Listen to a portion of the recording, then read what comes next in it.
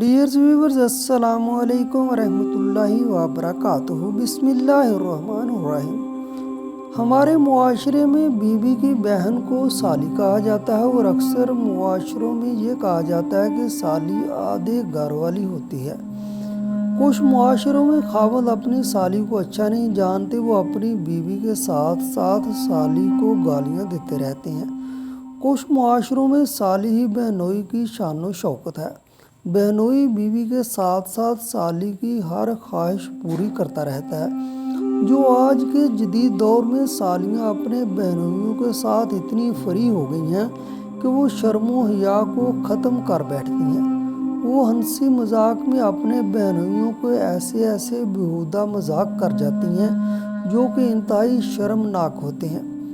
مشہور professor James کے بارے میں اس طرح بیان کیا جاتا ہے کہ اس نے ایک ایسی ٹیم تیار کی تھی جو ٹیم پوری دنیا کے طلاق یافتہ جوڑوں کو تلاش کر کے دریافت کیا کرتی تھی کہ ان کا آپس میں تعلق کس طرح ختم ہوا۔ پروفیسر جیمز کی ٹیم نے 3 سالوں کے اندر یہ دریافت کیا کہ 81% لوگوں کو طلاق سالی کی وجہ سے ہوئی ہے۔ 81% طلاق شدہ لوگوں میں سے 45% لوگ وہ ہیں جس میں سالی اور بہنوئی کا آپس میں ناجائز تعلقات ہیں۔ سالی آدھے گھر والی رسم کہاں سے پیدا ہوئی تھی؟ دراصل سالی آدھے گھر والی برصغیر کی رسم تھی۔ ہندوؤں کا عقیدہ تھا کہ مرد ایک بیوی کے علاوہ اور بھی عورتوں کے ساتھ تعلق رکھ سکتا تھا۔ ہندوؤں کا یہ عقیدہ تھا کہ جب وہ اپنی ایک بیٹی کی شادی کر دیتے تو دوسری بیٹیوں سالیوں پر واجب کر دیتے تھے کہ وہ اپنے بہنوئی کا ہر طرح سے خیال رکھیں۔ اس معاشرے میں بہنوئی کے آنے پر سالی اپنے بہنوئی کو خوش نہ کر سکتی تو بہنوئی اپنے سسرال جانے کو اپنی بدقسمتی سمجھتا تھا۔ گھر واپس آ کر اپنی بیوی سے لڑنا جھگڑنا شروع کر دیتا تھا۔ بیوی مجبور ہو کر اپنی بہنوں سے یہ کہنا شروع کر دیتی تھی کہ اپنے بہنوں کی عزت کیا کرو، جب وہ گھر آئے تو اس کو ہر طرح سے خوش کیا کرو۔ اس طرح زیادہ تر گھروں میں سالی اور بہنوئی کے ناجائز تعلق شروع ہو جاتے تھے۔ سالی آدھے گھر والی جملے کی ابتدا ہندوؤں کے عقیدے سے ہوئی تھی۔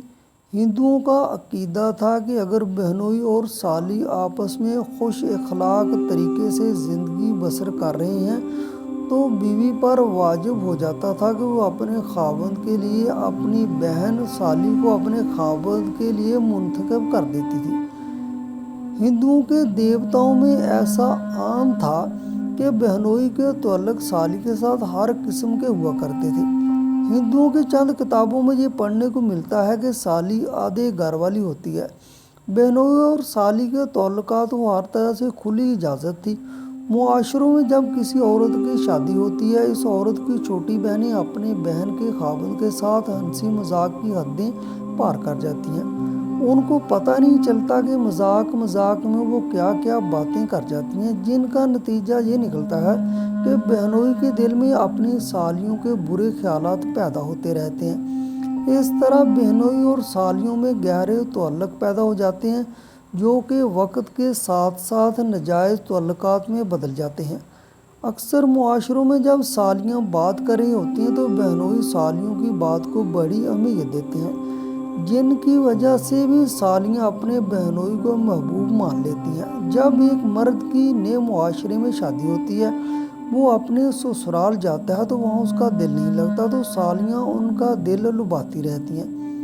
اس وقت مرد کے دل میں کیا بات چل رہی ہوتی ہے، اس مرد کے علاوہ کون جان سکتا ہے کہ وہ اپنے دل میں کیا سوچ رہا ہے۔ اب ہم اسلامی معاشرے کے بارے بیان کرتے ہیں۔ اسلامی معاشرے میں سالی اور بہنوئی کا کیا کردار ہے؟ اسلامی معاشرے میں سالی پر لازم ہے کہ جب بہنوئی گھر آئے تو اس سے پردہ کرے۔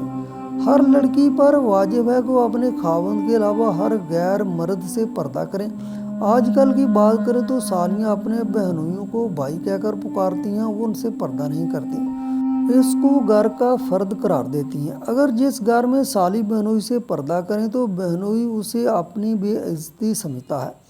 جب بہنوئی سسرال آتے ہیں تو والدین بھی اپنی بیٹی کو اپنے بہنوئی کے سامنے جانے سے منع کرنے کی بجائے خود اپنے پاؤں پر کلہاڑی مار رہے ہوتے ہیں۔ والدین بھی کھانے پینے کی چیزیں بہنوئی کو دینے کے لیے اپنی دوسری بیٹیوں سالیوں کو کہتے ہیں کہ اپنے بھائی کو کھانا وغیرہ دو۔ خوبصورت سالیوں کو دیکھنے کے بعد بہنوئی کے دل میں کیا بات چل رہی ہوتی ہے وہ تو وہی جانتا ہے جو اللہ تعالیٰ دلوں کے رازوں سے واقف ہوتا ہے۔